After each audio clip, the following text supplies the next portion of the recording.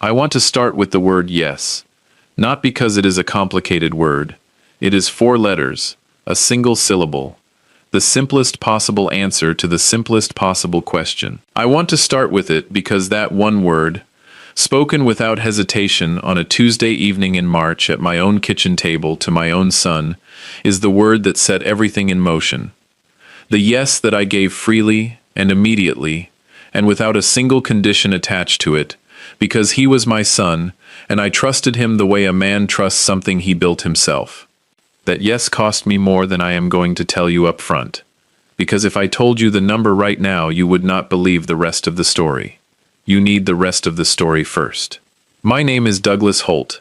I am 69 years old. I spent 34 years as a civil litigation paralegal in a mid-sized law firm in this city, and I retired in 2021 with a clean pension, a paid-off house, a savings account that I had built with the discipline of a man who had watched enough financial disasters play out in courtrooms to understand exactly what happens when people stop paying attention to their own money. I am a man who reads contracts before he signs them. I am a man who keeps copies of everything. I am a man who, in 34 years of legal work, had sat across from more people than I can count, who had said some version of the same sentence. I trusted him. I never thought he would do something like this. I said yes to my son without reading a single document. I want you to hold that, because everything that follows grows out of that contradiction. The man who spent 34 years watching what happens when people don't pay attention, who didn't pay attention. The man who kept copies of everything, who kept no copy of what he signed. The man who read every contract, who didn't read the one that had his name on it. Love does that. I am not the first person to discover this, and I will not be the last. Welcome to Dad's Retribution. Get comfortable, because this story starts with a kitchen table and a yes, and ends with a phone call that unraveled something my son had been building for 2 years without my knowledge. And if you are new here, subscribe right now and hit that bell. Because what the stranger at my door told me, and what I found when I started looking, is the kind of thing that does not happen by accident. Stay with me. Let me tell you about my son first, because the story requires it. My son's name is Preston Holt. He is 43 years old. He is the second of my 2 children, my daughter Renata being the older by 4 years. Preston grew up in the house I still live in, the house his mother and I bought in 1989, when the neighborhood was less fashionable than it is now, and the price reflected that. He grew up watching me go to work in a suit and come home with a briefcase and spend evenings at the kitchen table reading case files the way other fathers read the newspaper. He was a charming child. I want to say that plainly because charm is not a flaw. Charm is a tool, and like any tool, it depends entirely on the hands holding it. Preston's charm was, from a very young age, specifically effective at producing outcomes he wanted from people who loved him. He knew how to ask for things in a way that made the person being asked feel like giving was their own idea. His mother, Vivian, who passed in 2019 after a long illness, that I will not dwell on here except to say that she was the steadiest person I have ever known, and the house has been different since she left it, used to say about Preston that he had a gift for making people feel chosen, that when he turned his attention on you it felt like sunlight, and that the problem with sunlight, she said once, with the particular precision she reserved for things she had thought about carefully, is that it feels good until you realize it is also what starts fires. I thought about that observation many times in the months that followed the stranger's knock on my door. Preston left college after 2 years for real estate. He had a talent for identifying undervalued properties and connecting buyers to sellers. He was successful at it.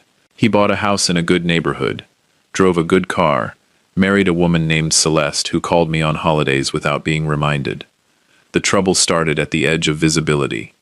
Preston called more frequently in the 18 months after Vivian's death, with a different quality of attention. He asked questions about the house, about the pension, about what my financial situation looked like going forward.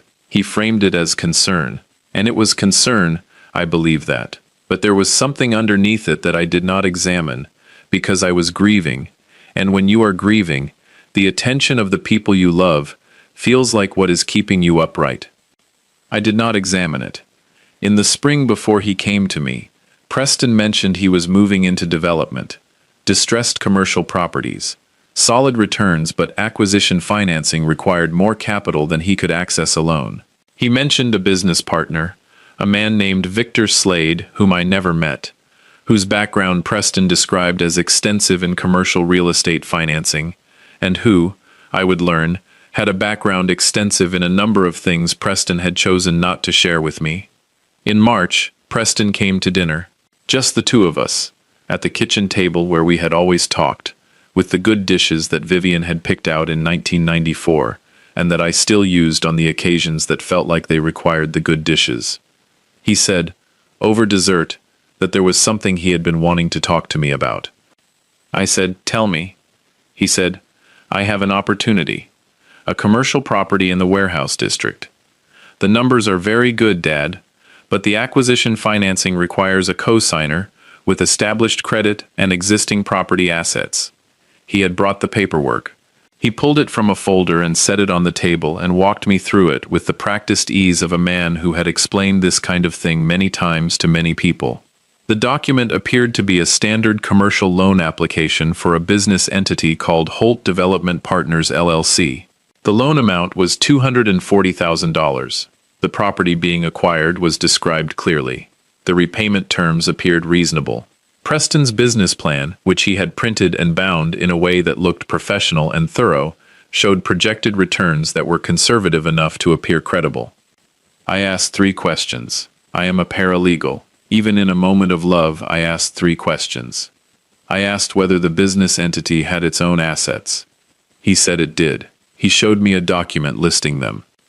I asked what my exposure would be if the loan defaulted. He said my credit would be affected and I could potentially be liable for the outstanding balance, but that the property itself served as collateral and the risk was low. I asked whether he had had an attorney review the documents. He said he had. He named an attorney. The name meant nothing to me, but I nodded. And then I signed. I signed because the documents looked clean. I signed because the numbers appeared reasonable. I signed because Victor Slade's name was on the business entity documents as co-principal, and I assumed, without verifying, that a business partner Preston trusted had been vetted. I signed because I had watched my son for 43 years, and I believed I knew what he was capable of. I signed because I loved him. That is the truest answer, and the one I have spent the most time sitting with. I did not keep a copy. The originals went with Preston. He said he would send me copies. He did not send me copies. I did not follow up because I was his father and I had just co-signed a loan for my son, and following up on that felt like distrust rather than diligence. That is the difference between being a paralegal at work and being a father at home. At work, I would never have left that table without copies of everything I had signed. At home, I let my son walk out with the only documents that proved what I had agreed to. I would not make that mistake again. 6 months passed. In those 6 months, Preston called regularly. The project was progressing. The renovation was underway. The timeline was on track. He was positive and detailed and gave me the specific kind of updates that feel like evidence of competence, because they reference real things: permit approvals and contractor schedules, and materials sourcing and tenant inquiries. I had no reason to doubt any of it. I also had no way to verify any of it because I had no copies of any documents, and I had not asked for the address of the property, and I had not driven past it, and I had not asked to see the renovation progress. I had signed a loan for $240,000, and I had not driven past the property. I need you to understand that I know how that sounds. I need you to understand that I know exactly how that sounds, because I spent 34 years watching people say things like that in depositions and thinking I would never be that person. I am telling you this because I was that person. Love made me that person. Grief made me that person. And I am telling you clearly so that if you are watching this and you are in a version of the early part of this story, you will not be that person. Do not be that person. The knock came on a Thursday afternoon in September. I was in the garden, which I had taken to maintaining with more attention since Vivian passed, because the garden had been hers, and maintaining it felt like keeping something of her alive in the world. The man at my door was perhaps 60 years old. He wore a sport coat and carried a leather bag that had the worn quality of something that had been used seriously for a long time. He introduced himself as Walter Grimes. He handed me a business card. He said he was a private investigator working on behalf of a client he was not at liberty to name, but that the matter involved a financial investigation that had turned up my name in a context that he believed I should be aware of. I said, "What context?" He said, "Mr. Holt, are you aware that your name currently appears on the title documents or loan applications for 4 commercial properties in addition to the one you co-signed 6 months ago?" I looked at him. He said, "And that your name appears as a guarantor on 2 separate mortgage instruments that you may not have signed?" I said, "I'm sorry. Say that again." He said it again. I sat down, not dramatically. The way a person sits down when their legs make the decision before their mind catches up. He said, "I'm sorry to bring this to you without warning, Mr. Holt. I want to be clear that I am not here representing any party with a claim against you. I am here because the investigation I am conducting turned up your name in circumstances that suggested you might not be aware of your own exposure, and I have a personal policy about that." I said, "Who is your client?" He said, "I can tell you that my client is an investor who sustained losses in transactions involving an entity called Holt Development Partners and a man named Victor Slade. My client is attempting to understand the full scope of those transactions." Victor Slade. I said, "Come inside, Mr. Grimes." Walter Grimes sat at my kitchen table for 2 hours. What he told me in those 2 hours, I am going to describe in the order he told it to me, because the order matters. Each piece landed on top of the last one, and by the time he was done, the picture was complete enough that I understood exactly what had been done and approximately how long it had been in preparation. Victor Slade, he told me, was not primarily a commercial real estate developer. He was a man with a documented history, across 3 states and 11 years, of constructing fraudulent investment structures that used legitimate co-signers and guarantors, people with real credit and real assets, to access financing for properties that were either non-existent, grossly misrepresented, or immediately encumbered in ways that stripped their value before the financing was fully drawn. I said, "Non-existent?" Walter said, "In 2 of the cases I am aware of, the properties described in the loan applications did not exist at the addresses listed. In the others, the properties existed, but the renovation activity described in the business plans was never undertaken or was undertaken to a minimal degree before the financing was redirected." I said, "Redirected where?" He said, "That is what my client is trying to determine. And that is part of why your name is significant, Mr. Holt. Because your name, your credit, and the equity in this property appear to have been used as the foundation for a structure that extends well beyond the loan you believe you co-signed." I said, "The 4 other properties." He said, "Yes, and possibly more. The documentation I have access to suggests that your signature, or documents purporting to bear your signature, appear on instruments you may have no knowledge of. Documents purporting to bear my signature. I had been a paralegal for 34 years. I knew exactly what that phrase meant. It meant that someone had either forged my name on documents I had never seen, or had used the authorization I had given on the original loan as a template for authorizations I had never given on subsequent ones. Either way, the word for it was fraud. I said, "Walter, how exposed am I?" He said, "Without seeing the full documentation, I cannot give you a precise number. What I can tell you is that the aggregate of the financing instruments your name appears on, based on what I have been able to access so far, is significant. We are not talking about one loan for $240,000. He paused. He said, "We are talking about something closer to $1.4 million. The kitchen was very quiet. I said, $1.4 million. He said, "Approximately. And Mr. Holt, I want to be clear about something. The fact that I am sitting in your kitchen tells me that you are probably a victim in this situation rather than a participant. But I need you to understand that from the perspective of the financial institutions holding these instruments, the name on the documents is yours. which means that until the fraud is established and documented, you are legally exposed. I said, I understand.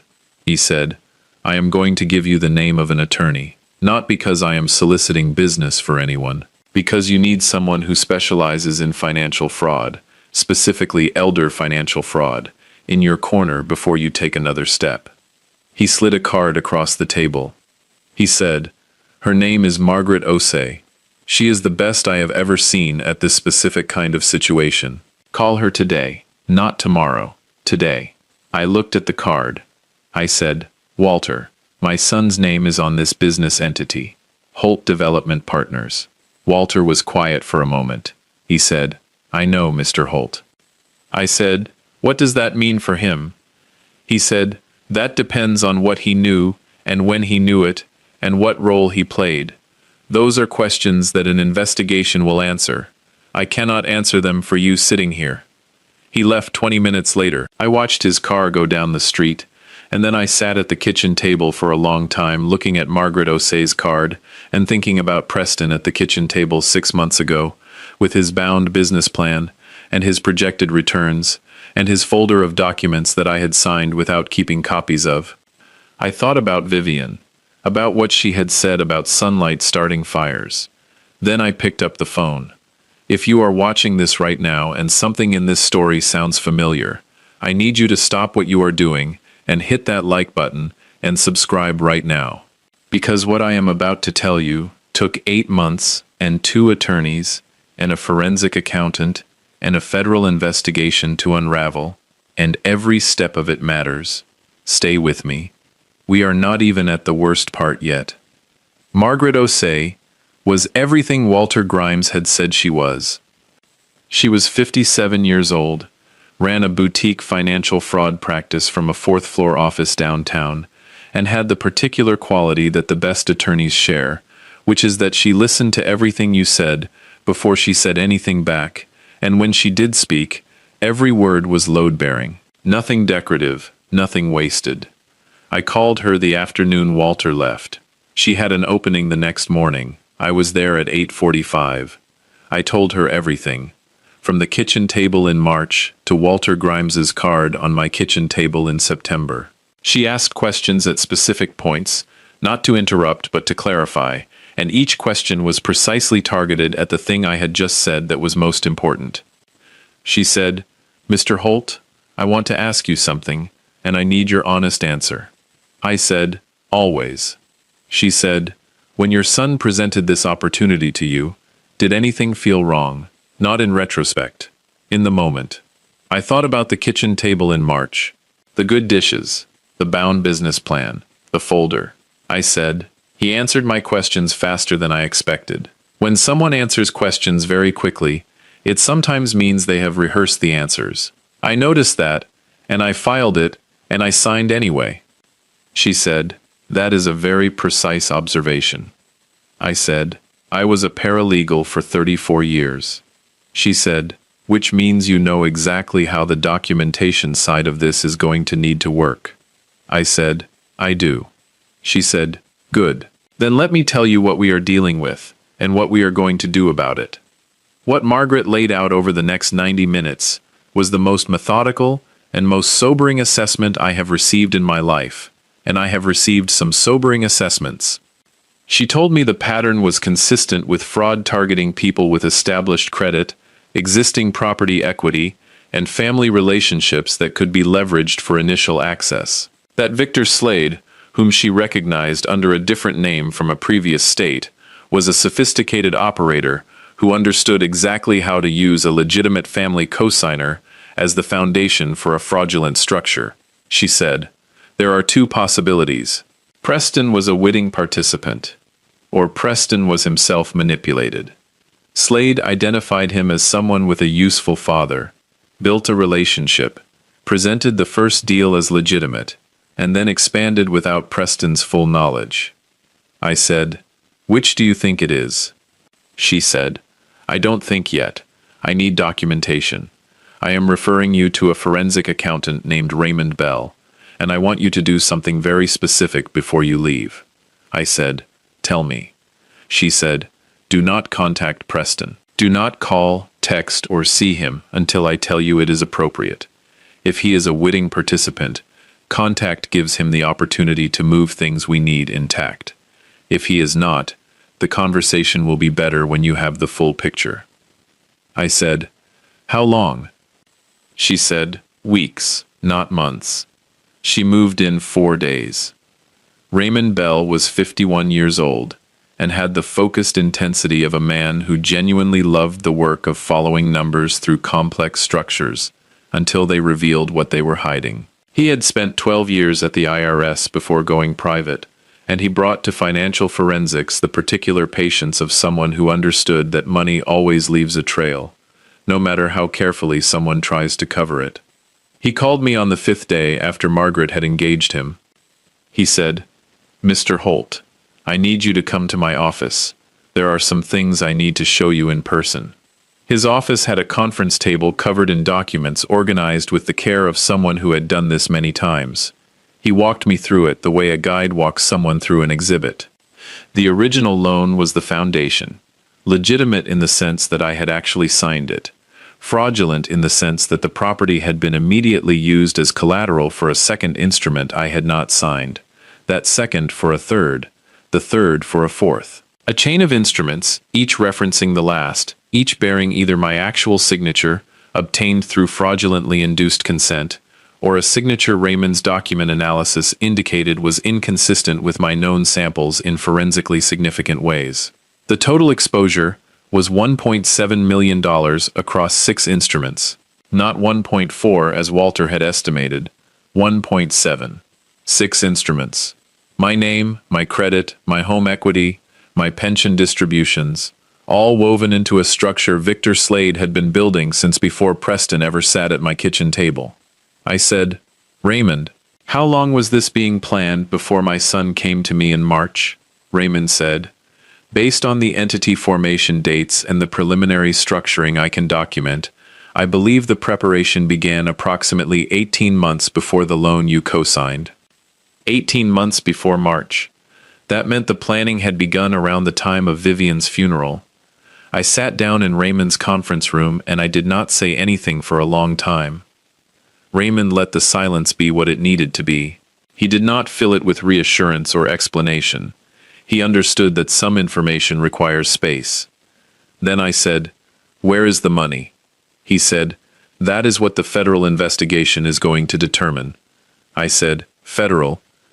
He said, "Margaret filed a referral to the FBI Financial Crimes Unit yesterday afternoon, Mr. Holt. This structure crosses state lines and involves wire fraud, in addition to the document fraud. This is a federal matter." I said, "And Preston?" Raymond looked at his documents. He said, "I am going to let Margaret address that. But I will tell you that what I have found so far suggests that the account structures are more complex than they would need to be if Preston was fully aware of what was happening. Complex in a way that could indicate someone creating distance between themselves and the financial flows. That can mean either a careful participant or a person who was also being managed." I said, "Can you tell which?" He said, "Not yet. The investigation will." I drove home. I sat in Vivian's garden until the light went. I looked at the roses she had planted in 2003, that had come back every year since, and that I had learned to maintain, imperfectly, because they were hers, and I was not going to let them go.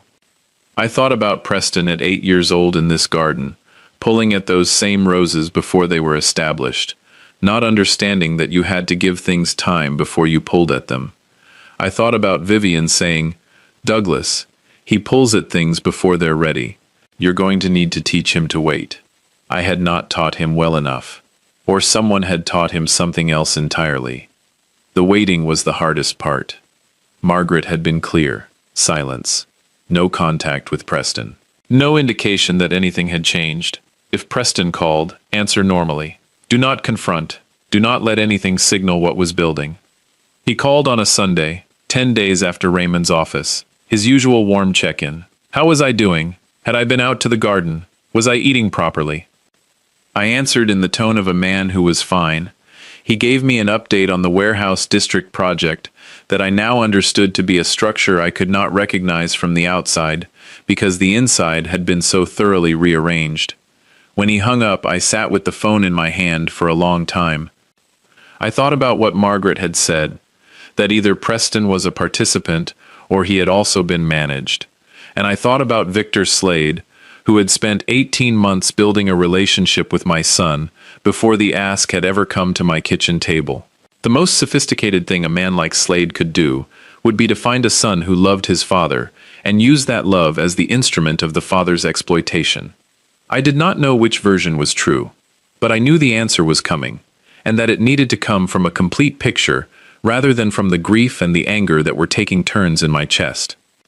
So I waited. Margaret called me on a Wednesday morning 5 weeks after our first meeting. She said, "Douglas, I need you to come in. Today, if possible." I was there by 11. She had 2 people with her in the conference room. A woman she introduced as Special Agent Diane Cho from the FBI Financial Crimes Unit, and a man she introduced as her colleague from the State Attorney General's Fraud Division named Paul Marsh. Agent Cho was direct in the way that federal investigators are direct when they have enough of the picture to know where the conversation needs to go. She said, "Mr. Holt, I want to be transparent with you about where the investigation stands, because what comes next requires your active cooperation, and you deserve to understand why we are asking for it." She said, "Victor Slade has operated variations of this scheme in 3 states. He has used different names, different business entities, and different access points, but the structure is consistent. He identifies a target with substantial assets and limited immediate oversight, builds a relationship through a trusted intermediary, obtains initial authorization, and then expands the structure through document replication and entity layering." She said, "In your case, the trusted intermediary was your son." I said, "Was he aware of what he was doing?" Agent Cho looked at me steadily. She said, "Mr. Holt, I want to answer that question as honestly as I can. Based on the financial forensics Raymond Bell has provided, and the communication records we have been able to access, our current assessment is that Preston was initially unaware of the full scope of what Slade was building. The first transaction, the one he brought to you, appears to have been structured by Slade as a legitimate opportunity, specifically so that Preston would present it in good faith." She paused. She said, "However, at approximately month 4 of the arrangement, based on communication records, Preston received information that should have made him aware that the structure had expanded beyond what he had agreed to, and the records suggest that rather than coming to you or to law enforcement, he chose to continue his involvement." The room was very quiet. I said, "He knew." She said, "He knew something. The degree to which he understood the full scope is something the investigation will need to establish precisely. But yes, he knew that things had gone beyond the single loan you co-signed, and he did not tell you." I sat with that. 4 months. He had known for 4 months, and called me every Sunday, with his warm general check-ins, and asked if I was eating properly, and given me updates on a project that had become something he knew was wrong, and he had said nothing. I said, "What do you need from me?" Agent Cho said, "We need you to have a conversation with Preston. A recorded conversation in which you tell him what you have learned and allow him to respond. Not a confrontation, a conversation. We need to hear, on record, what he says when he understands that you know." I said, "You want to hear whether he tells me the truth?" She said, "Yes." I said, "And if he does?" She said, "Then that truth becomes part of the record that distinguishes him from Slade. It does not eliminate his exposure, but it shapes it significantly." I said, "And if he doesn't?" She said, "Then that also becomes part of the record." I looked at Margaret. She gave me the look she had given me several times over the past weeks. The look that said, "This is what it is, and you are capable of handling it." I said, "When?" Agent Cho said, "This weekend, if you are willing." I said, "I'll call him Friday and ask him to come for dinner Saturday." She said, "That is perfect." I drove home. I sat in the garden. I thought about Saturday. Preston arrived at 6:15 on Saturday evening. He came the way he always came to the house, with a bottle of wine and the ease of a man who had grown up in the rooms he was walking into. He hugged me at the door. He commented on the garden looking good. He said he was glad I was keeping it up. We ate. I had made the things his mother used to make, the meal she had always made when she wanted an evening to feel like something that mattered. I am not as good at it as she was. No one was. But I had tried, and the trying was its own kind of statement. After dinner I poured 2 glasses of the wine he had brought, and I set them on the table, and I sat down across from him, the way I had sat across from clients for 34 years, when the information I had to share was not going to be comfortable. I said, "Preston, I need to tell you something." He said, "What's wrong, Dad?" I said, "I had a visitor 2 months ago, a private investigator named Walter Grimes." Something moved across Preston's face. Not quite fear. The early warning signal of it. The moment before a person decides how they are going to respond to information they were not expecting. He said, "What did he want?" I said, "He told me that my name appears on 6 financial instruments, not 1, 6, and that the total exposure attached to my name is $1.7 million. The color left Preston's face in a way I had only seen once before. The day we told him his mother's diagnosis. The day the world rearranged itself in front of him. He said, "Dad," I said, "I need you to tell me what you know, Preston. I need you to tell me all of it, right now, at this table." He looked at his wine glass. He looked at the table. He looked at me. And then he did the thing I had not allowed myself to believe was possible until it was actually happening. He told me the truth. It took 40 minutes. He did not look at me for most of it. He spoke to the table, to his hands, to the glass. But he spoke. And the truth that came out of him was the second version of the story.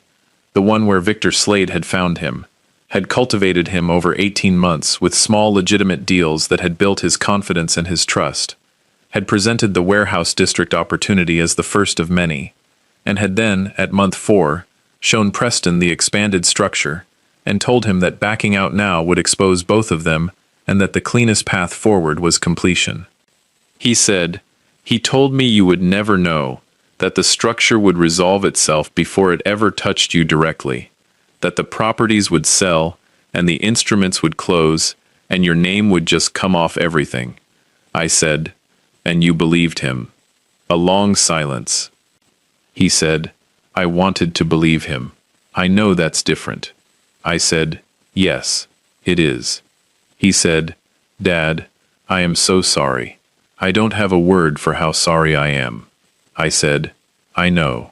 He said, "What happens now?" I said, "Now you call the number I am going to give you. Tonight. And you tell the person who answers everything you just told me. And you cooperate fully with whatever they ask of you." He said, "Who is it?" I said, "Her name is Agent Cho. She works for the FBI." He looked at me. I said, "Preston, the only thing that matters now is the truth. All of it. Fast.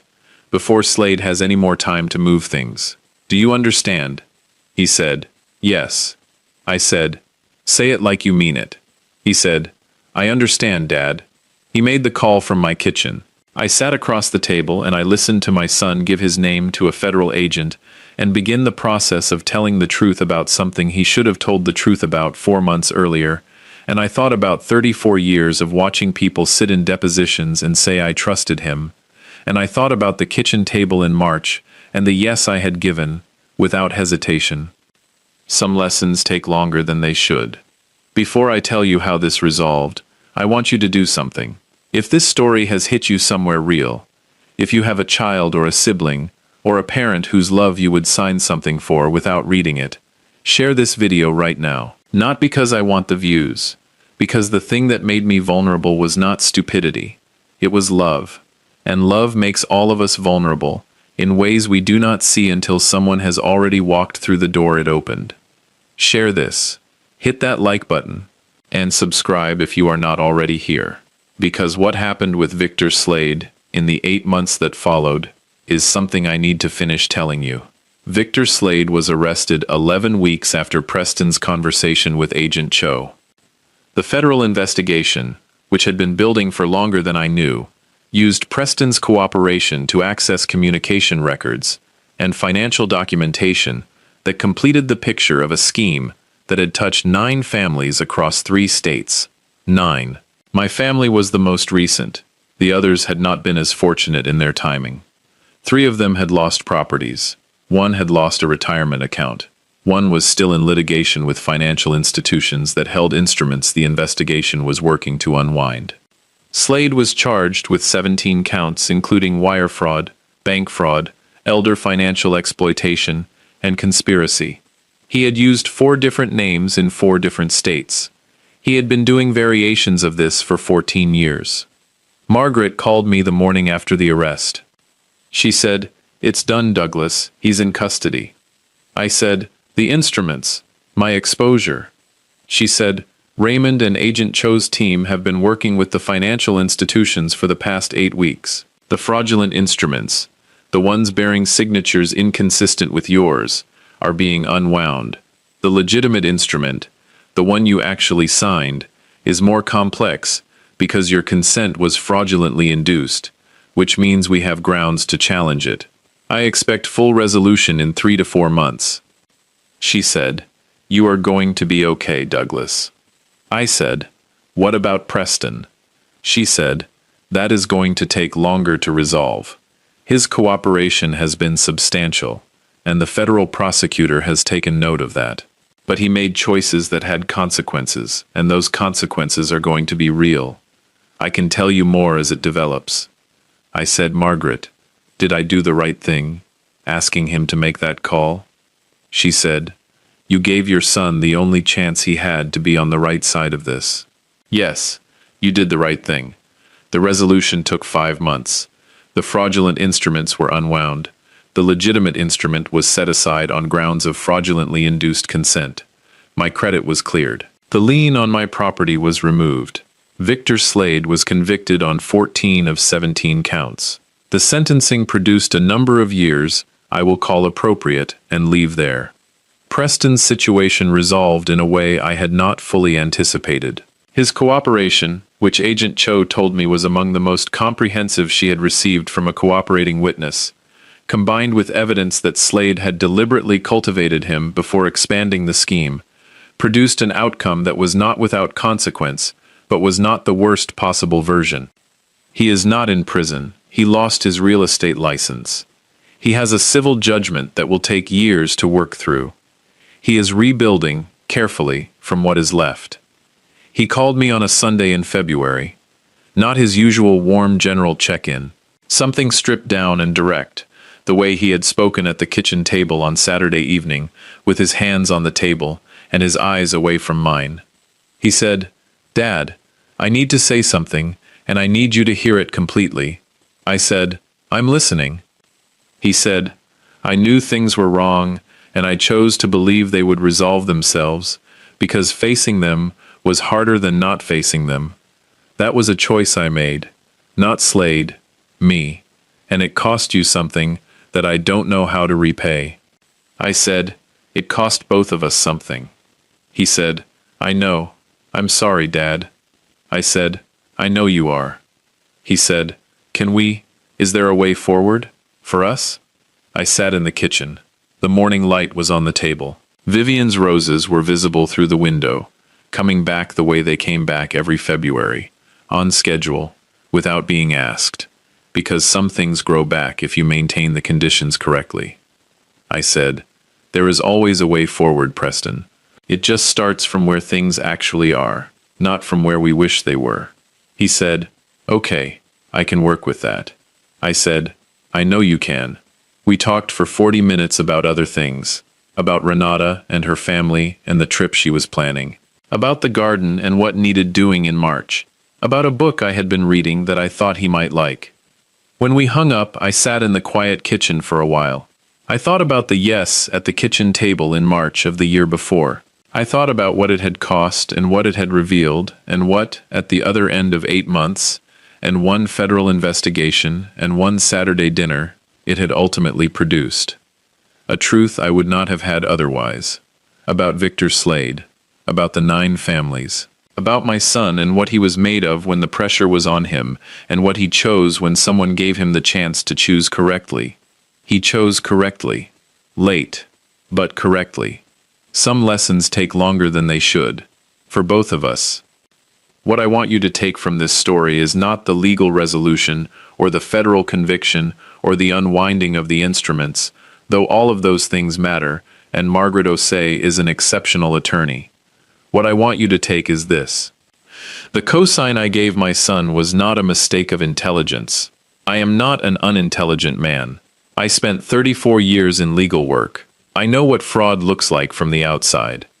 What I did not account for was that fraud, when it comes through someone you love, does not look like fraud.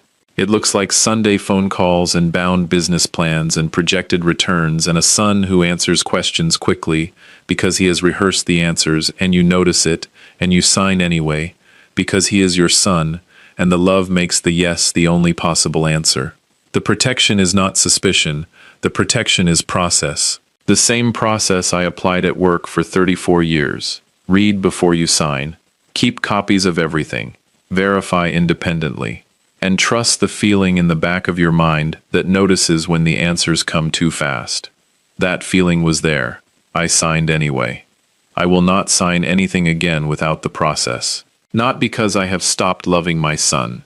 Because love that does not protect itself is not a gift. It is a vulnerability. And the people in the world who look for vulnerabilities to exploit are not going to stop looking because you wish they would. Process is the protection.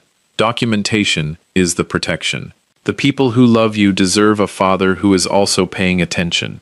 If this story meant something to you, leave a comment below. Tell me about a time when love made you look away from something you should have seen.